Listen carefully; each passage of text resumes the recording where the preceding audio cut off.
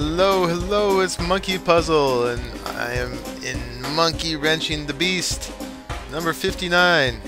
Just logged in and remembered that I logged off at the blaze spawners. I gotta do something better with these one of these days, and I've actually found a lot more. I found some other, nether fortresses elsewhere.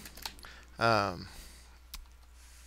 in the nether with blaze spawners. So I think the blazes actually might be the one thing I'm going to use a tier 5 soul shard thing for, because I don't know, I've been staying away from them because once again they feel OP to me, but I don't know, I just don't have time to go AFK in the nether the way I've been going AFK for the skeleton grinder. So I think I may make a tier 5 soul shard spawner that then could still pipe into the auto enchanting area and be getting the blaze rods from that, and a heck of a lot more XP for a heck of a lot more books. So yeah, may do that, but not today. Today I'm just trying to get some more blaze rods real quick, cause that tree farm, man, it makes so much stuff. Oh, hi. It makes so much stuff, it's really hard to keep up, and I keep having to make extra dimensional barrels, and I ran out of blaze rods to make more. So anyway, I'm gonna hang out here and gather up a few more.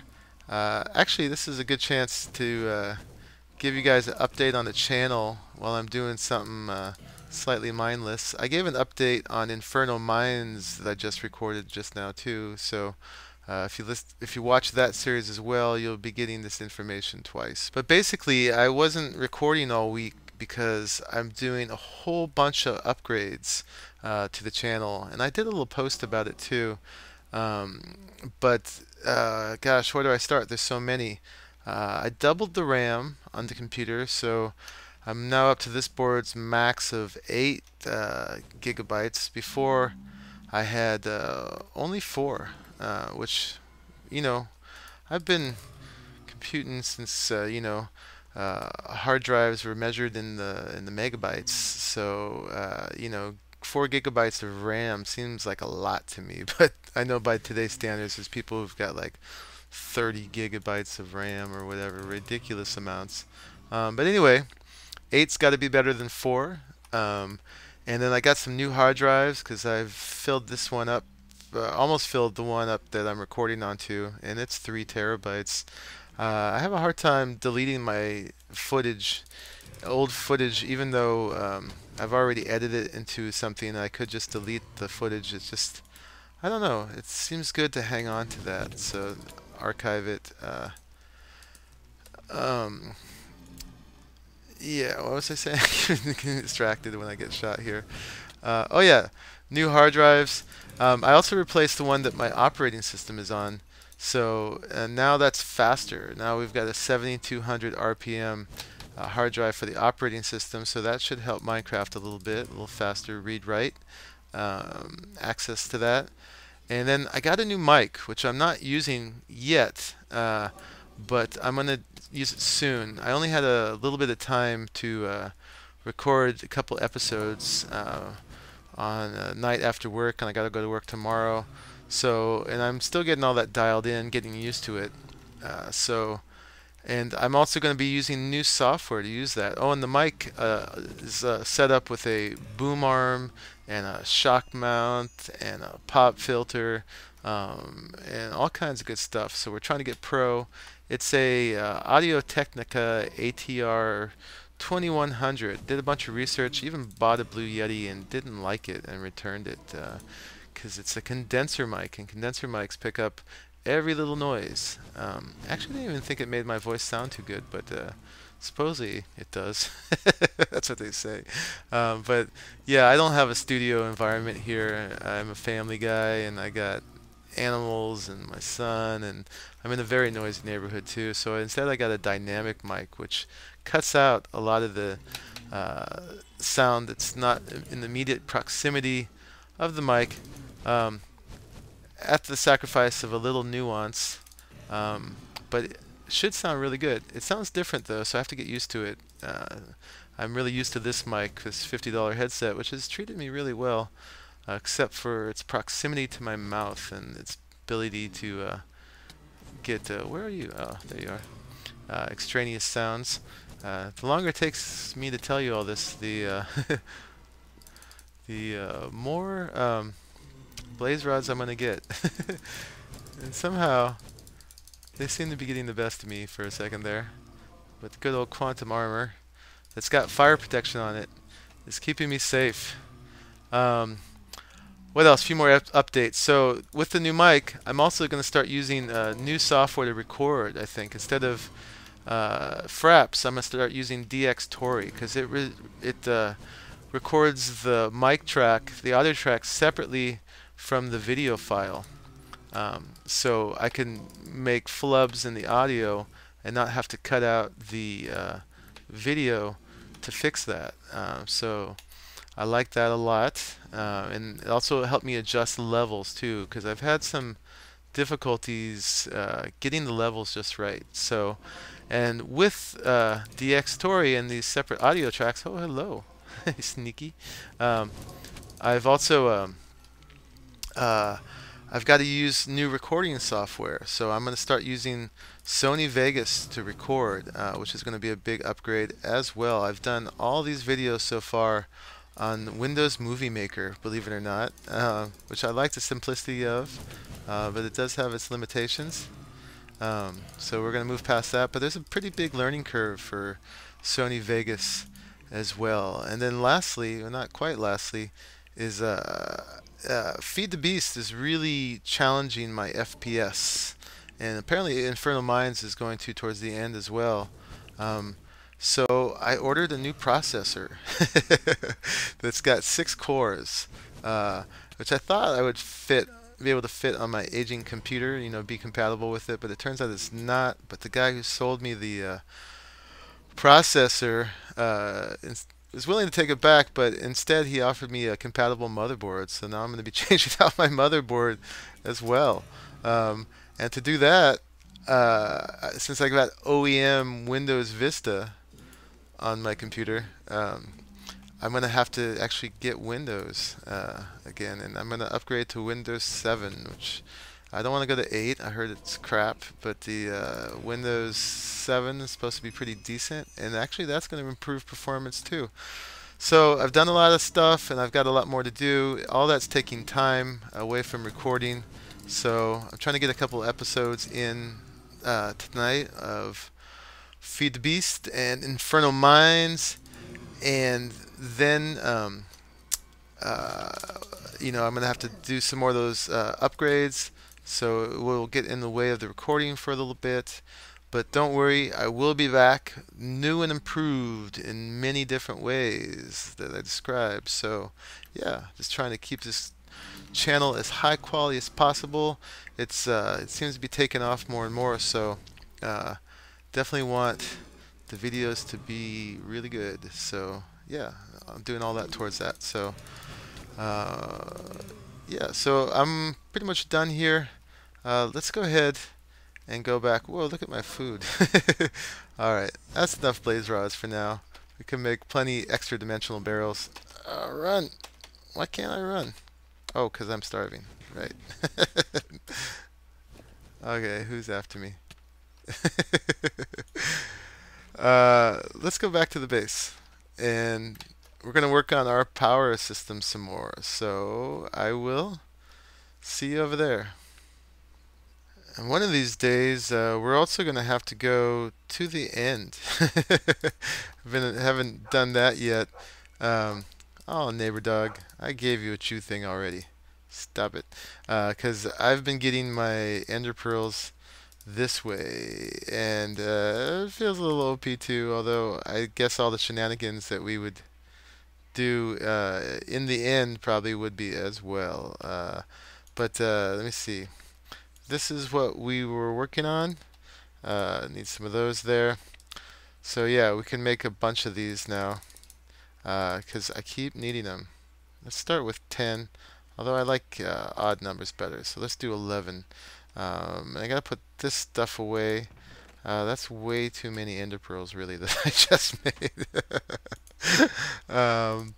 Where do ender pearls go anyway? Let's just put them in the special things chest for now, and I'll figure that out later. Isn't that cool? I love that.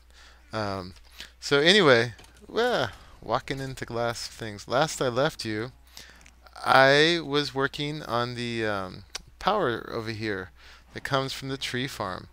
And I've changed things. I started it with you guys, and I figured out the basics on camera.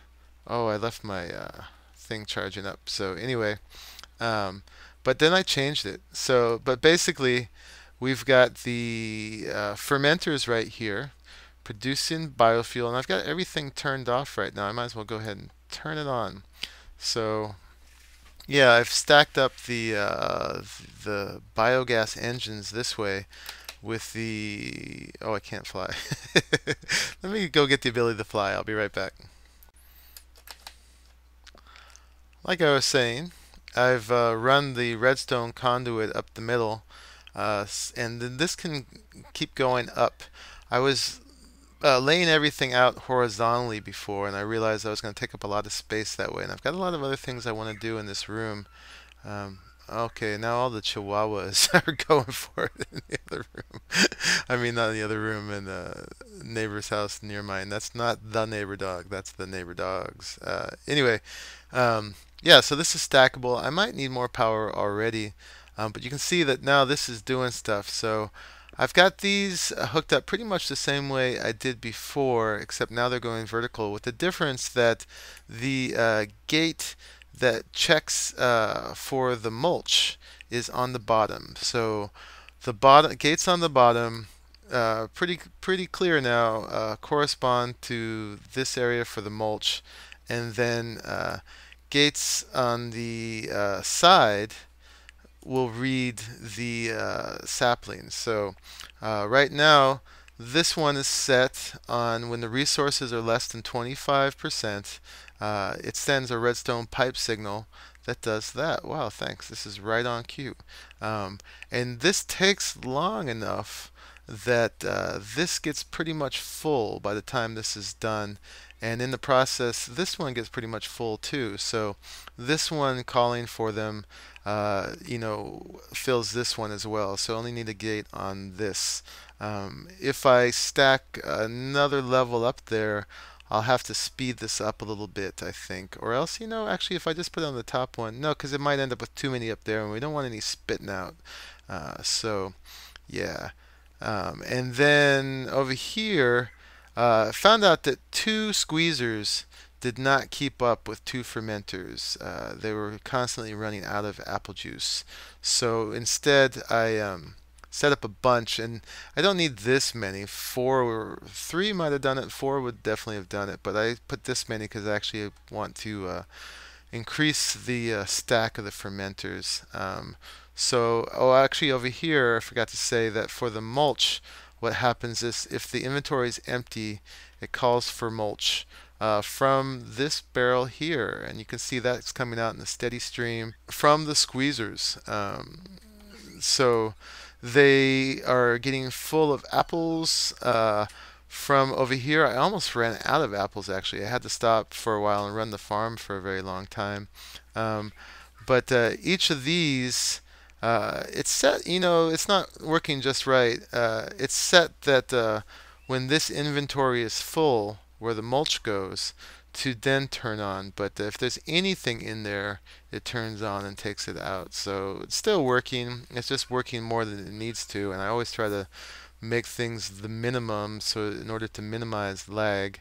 But then to fill these full of apples, I've got it set about right here, or not about, actually right there, that if this has space in inventory to send a red pipe signal. So it's sending one now because there's space here. And I put it on this one, so this one could be the buffer for space, so we don't have stuff spitting out. So if this one ends up full, There's probably going to be room in here because the way it works is the ones at the end are always the fullest, and then it goes down to this side. So yeah, we're getting plenty of apple juice, and at this point, way more than we need. But I think if this gets full, they stop working. Pretty sure about that. Yeah, and so these are filling up very quickly.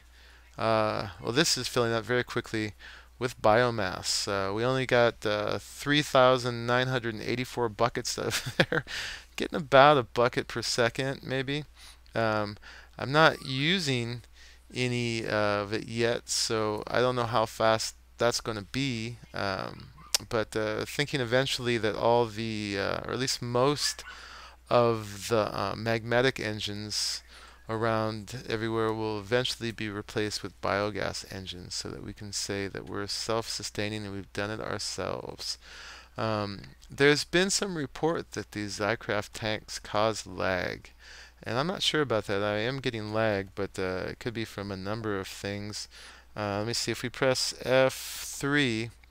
Let's see if this shows up as entities, and it doesn't seem like it does. I'm only getting 11, 10, 15. So I don't think each one of these blocks is showing up as an entity. Or maybe I also read where if they're full is when they start lagging because they keep sending out signals when they're full. I don't know.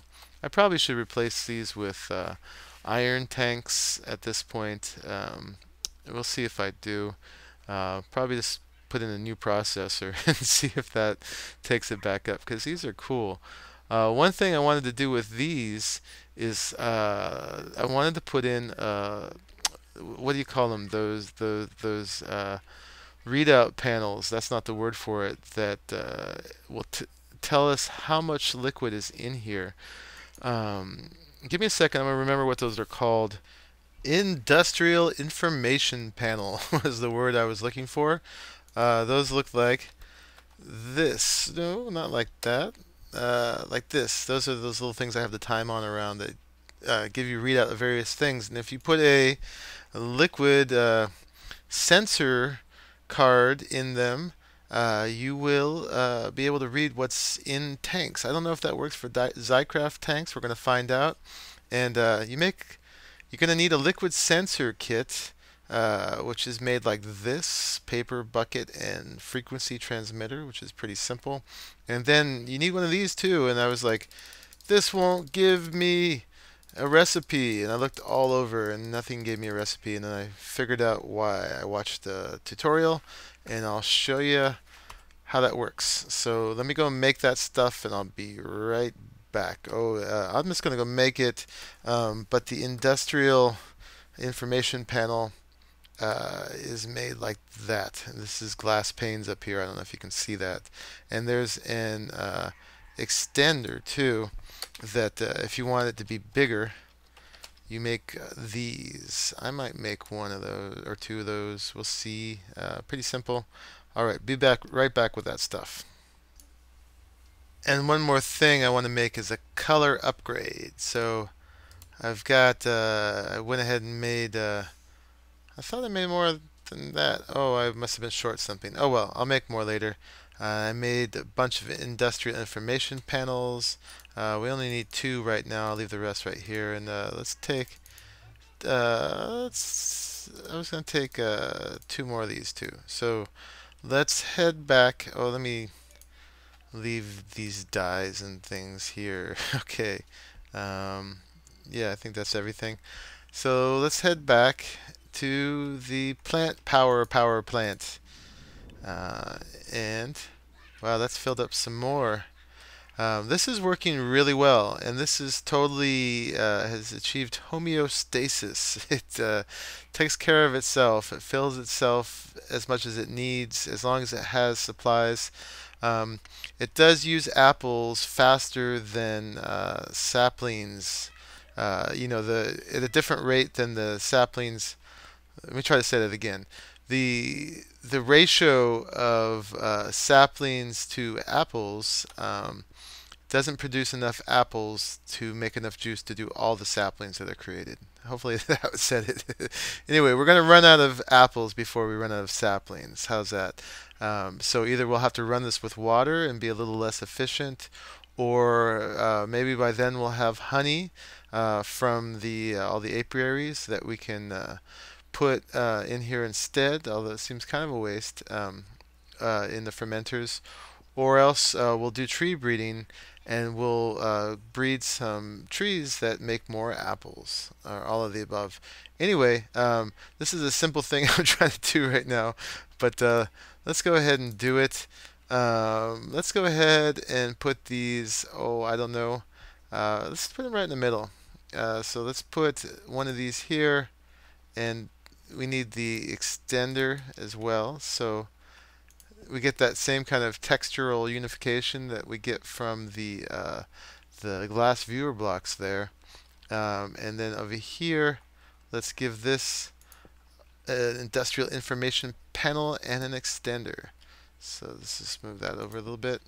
And yeah, so what we can do, and we'll see if it works with these kind of tanks, hopefully it does because we put all this time into it, is you take the liquid sensor kit and you right click on this, and it didn't work. If you shift right click, it doesn't work. What if we do it on the valve? There we go. And then that's how you get the liquid sensor location card. And you can see it's got the location data of this valve right here. So now if we put that in here, it will tell us, hopefully, how much liquid we have. And there's one thing left, actually. It needs to work, and hopefully this will be all it needs to work. Is it's going to need a stop it, shift redstone signal. Yes. So we now have a readout for how much stuff we have in here, and let's do the same for this one. I think that's just too cool. So do this little shift right click, and then that's why there was no recipe for that card. And we'll put that up in there. And then also I wanted to give it a color upgrade. We'll make the screen color black, and how about the text color orange? Oh yeah, and it needs one of these too. Oop.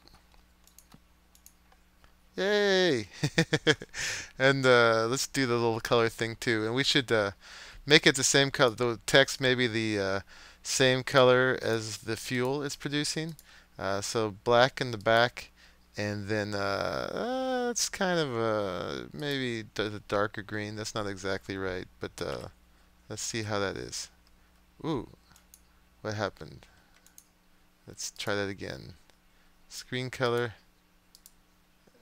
black. There we go. Ooh, okay. So let me see. A couple more things to do. Let me go check the time. All right, we only got 7 minutes left to be half an hour, maybe a little more than that for editing. But I want to make biofuel, and I want to make charcoal. So biofuel, we've got 10 stills right here. I think I'm going to put them in this wall, I believe, so that I take up as little room in here as possible so I can add as many things, because I'm going to need steam boilers over here, I'm going to need charcoal over there, and I'm going to need all kinds of power stuff. So we want to fit as much in as we can. Let's go ahead and put these in. I'm going to need power behind them. So we got 1, 2, 3, 4, 5, 6, 7, 8, 9, 10. Okay, and I'm going to cut to where I've dug the rest of what I need to dig. Okay, so done all this. So back here is the energy conduit, because I believe these need power. I'm pretty sure they do. And, I mean, why wouldn't they? And then, yeah, so we're going to string that all the way over here. I've connected up with both the biomass and the energy here, the energy conduit coming from those biogas engines. And we're going to need to make some more of those to do all this for sure. So we're going to have to build that column up Okay, so we've got a line for power, and we've got some bunch of liquid ducts here. I just went and made a bunch more liquid ducts and the redstone conduit. So let's go ahead and just get that all going. And yeah, this goes here. Now the wiki says that I can input and extract from any side of the still. So we'll see if that's really the case. Let's go ahead and get this going. Can't get in there. That's going to break that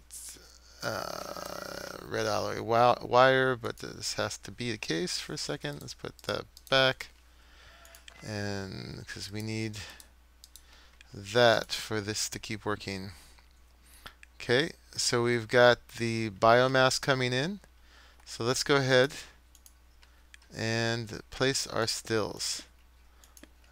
Oh, look, and you can see there was a little readout there, I thought, that indicated it had stuff in them. So I got 10. Oh, yeah, that's cool. It's coming in. So we're inputting. I think the power is probably backwards, which is why it's not inputting. Let's see. Can I get in here? No, that should be given, right? Yeah, that should be giving power, unless it can't take power from the back. Oh, there we go. It's working. Okay, so that's awesome. Let's close that back up. I put a torch back there just because a column opened up with the gravel, so I don't want any mobs spawning in here. Okay, and plus it'll give a little light. So now we want some liquid ducts on top, and these are going to be the output. We'll configure them in a second, and then we need to get this into here. So why don't we just go ahead and take it back like this. We just need to get one in there, I believe, and this is going to break the tank for a second, but that's all right.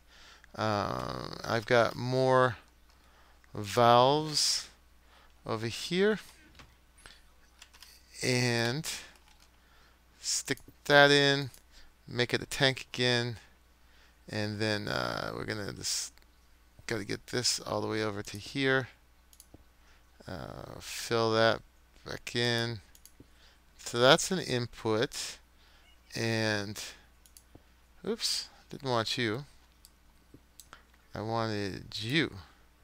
And then let's make these into outputs. And unfortunately, these may each need a redstone signal. So I'm going to hollow out behind them, I guess, so I can put that in. Be right back. I guess I can do this with some good old red alloy wire. At least it's becoming good old for me. It's still relatively new, but getting used to it. I like it a lot. It'd be sad not to have it. So there we go. And we've got biofuel. Excellent. And we got our nice little readout here. I got the color matching going on pretty good, I think, actually. Yeah, so next thing I got to do is do charcoal. I think I've run out of time for that in this episode. I'm going to put some more biogas engines in here. I'm not sure if I need to add more fermenters or not, because I might just be able to keep up with any kind of demand. And I'll do those things between episodes. And then next time we come, we need to hook up just a way to automatically make charcoal, which shouldn't be too hard. Just probably put them through powered furnaces, because we can power those with this MJ as well. We can keep this stack going up, the power stack. And just then going to have to set gates to be able to tell when the the powered furnaces can input, and also to pull the stuff out of them. And after that, we're gonna then start using all this power. These can fuel biogenerators, which produce EU. We can have I'll probably right here, I'll probably put some steam. I'll have a liquid fired, what do they call this? Like a liquid firebox and let's see, firebox. No, wow, that's a lot of stuff. Let's see if we did liquid powered fire. What are they called? These things. Liquid fueled firebox solid. Why did those all come out? Anyway, there's two kinds of fireboxes for boilers, and we can make both because we'll have charcoal and we'll have biofuel. And then this stuff will run straight biogas engines all over the place. And then there's going to be the matter also of, okay, what's more efficient, creating EU with steam, with the turbine, or creating it with the biogenerators, which I haven't used yet. That's these things. No? What are they called? These. Biogenerator. So these produce EU. I don't know how much. Or we could produce EU with either putting the coal straight into generators, or putting it into the solid fueled firebox for the steam boilers, and then putting it through a turbine. And so we'll play with all of that, and we'll need tons of MFSUs to store all that up, and then probably have batteries or lapatrons cycling through and then being sent to MFSUs elsewhere to keep those charged up in our various locations. Yeah, a lot of stuff to put in. And there's more. The steam also, of course, produces MJ with different steam engines. We'll probably use the industrial steam engine. There's hobbyist, commercial, industrial, and just plain old steam engine. We'll have to learn about that. Yeah, and that's probably just some of the ways that we can play with power from all this, but a lot coming just from the trees. And yeah, I gotta hook this. Whoa, how did I end up back here? Oh my gosh. Okay, that was some lag. I gotta hook these up so that this thing can running all the time too, and I'm not just like continually running out of room in these and spitting out the resources all over the place. Anyway, this has been an episode of Monkeywrenching the Beast. I am still Monkeypuzzle, just like I was in the beginning of the episode. And having fun here. I'm going to get back to upgrading my system the rest of the week. Maybe I'll be able to sneak episodes in around that. But yeah, we made a little progress here. All right, folks. Hope you enjoyed this. Look forward to your comments and your input and your advice and everything. Bye-bye.